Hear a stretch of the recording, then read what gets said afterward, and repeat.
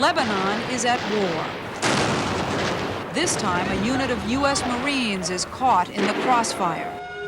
The situation here is grim. At the U.S. Marine compound near the airport, where two bombs went off between minutes of one another. Moans could be heard coming from beneath the rubble.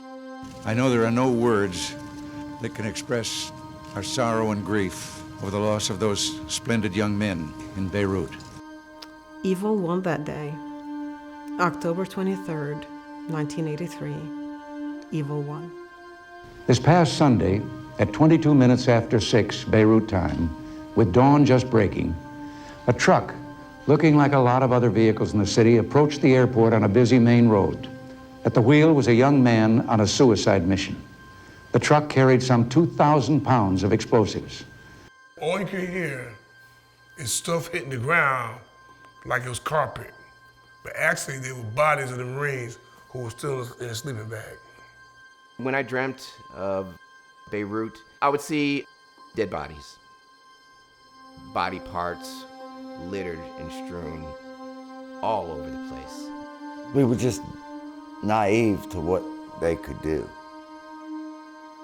When I first got there and saw the devastation, that's when I really wanted to cry. We really didn't have a mission. We weren't trained to be peacekeepers. What is a peacekeeper anyway? He wrote me a letter. We are sitting ducks over here. They can kill us anytime. Even the children walking around with guns. And every time somebody walked by my bed, they would look at me and I would see tears in their eyes. And I wondered, what were they looking at? And I threw myself off the bed. And I pulled myself up on the sink and looked in the mirror and didn't recognize myself. And I just quit. I gave up. I didn't take no more pain shots. Didn't want them to x-ray me anymore. It was a well-known fact that Iran did this, but you can't just go into court and say, well, Judge, it's a well-known fact. You have to actually prove it. It's not a nice process. You're telling families what the economic value of their son's life was. I don't like doing that. I remember when I was buried alive, when I was in that underworld, separated from all life and light. I was ready to let go, to die.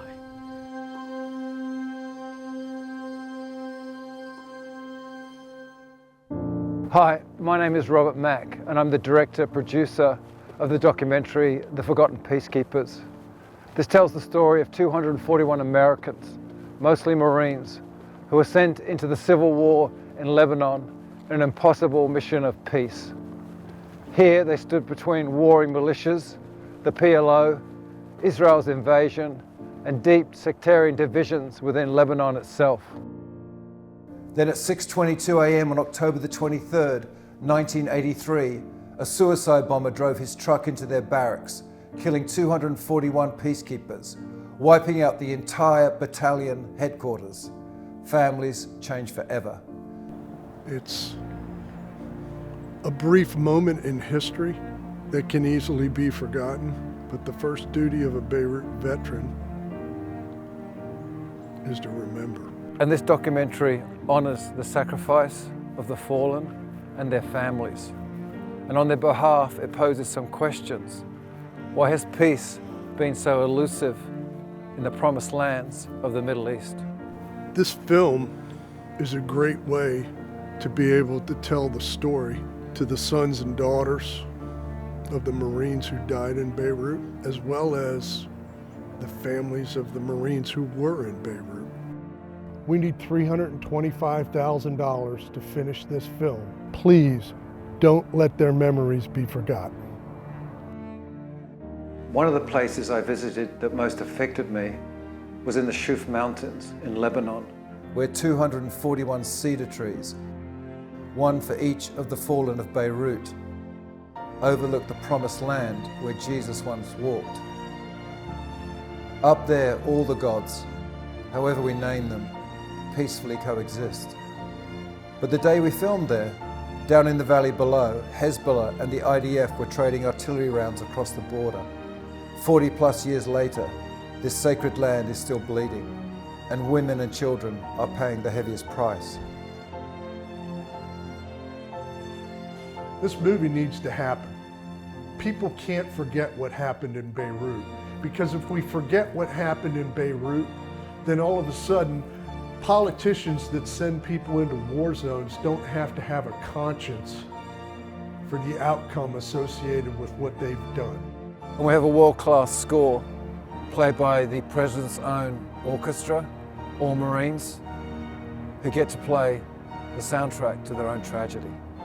This beautiful music by Kerry Muzzy carries the weight of memory and sorrow. It keeps the promise that the fallen will not be forgotten in the hearts of us all, and honours the short lives that they had. So to finish this film, we really do need your help. Not just to complete the documentary, but to make sure 241 sacred souls are remembered in the conscience and hearts of all Americans, and that their sacrifice for peace was not in vain, and for everyone who still believes that peace is possible for mankind.